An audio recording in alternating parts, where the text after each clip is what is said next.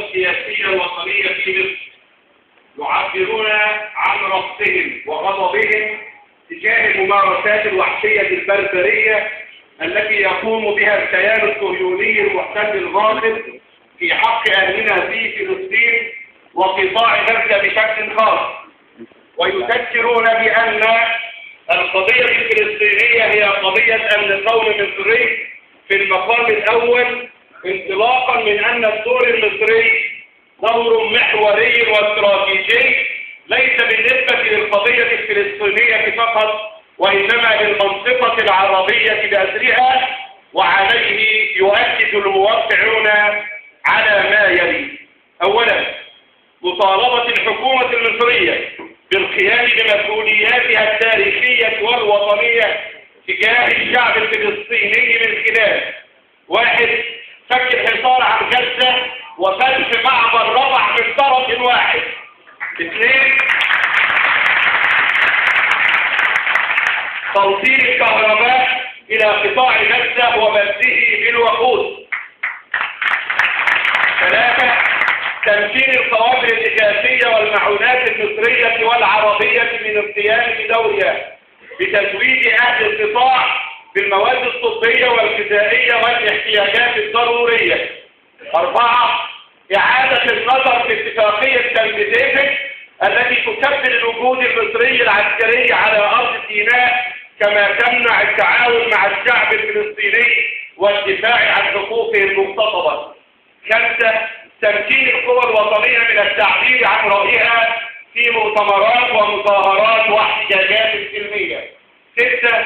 وقف الحملات الإعلامية التحريضية الظالمة الموجهة للشعب الفلسطيني والتي قامت بها الصحف الحكومية. 2. نزيل العجز والشلل والصمت العربي الرسمي تجاه العدوان الوحشي على الشعب الفلسطيني وآخر مظاهره إبادة وتكوير شعب غزة، ونرى ضرورة بلورة موقف عربي مشترك وآخر شعبي، موقف عربي مشترك رسمي وآخر شعبي يقوم على: 1. التزام الحكومات العربية والإسلامية بكسر الحصار ورفع المعاناة عن الشعب الفلسطيني وتقديم الدعم المادي والسياسي له. 2.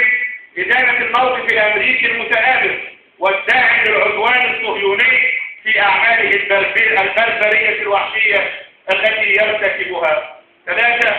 الكشف عن الطبيعة النازية العنصرية للكيان الصهيوني وإصرار على إبادة الشعب الفلسطيني وتصفية قضيته العاجلة. 4. احترام إرادة الشعب الفلسطيني وخياره الديمقراطي مع التأكيد على وحدة الشعب الفلسطيني وكامل التراب الفلسطيني. 5. إيقاف كافة المفاوضات العبثية مع العدو الصهيوني والتأكيد على حق المقاومة بكافة أشكالها وصورها كخيار استراتيجي في مواجهة عدو استراتيجي هو الطرف الأمريكي والصهيوني. 5. 6.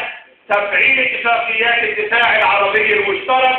7. إلغاء كافة القيود التي تحول دون التحرك الشعبي والانبساط في كافة الأقطار العربية.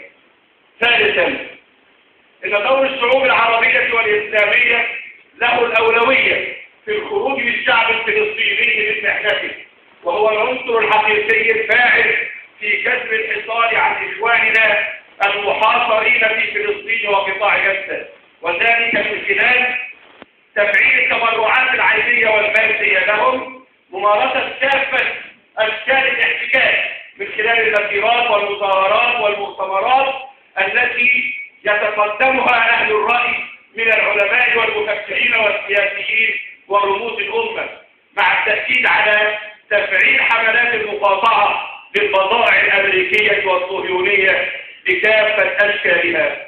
أخيرا، تحت كل الظروف فإننا لن نقبل أن نكون جيل الاستسلام والتسليم للقضية الفلسطينية، ونربأ بالحكومات وبالقادة العرب أن يشاركوا في تنفيذ إرادة العدو الغاصب.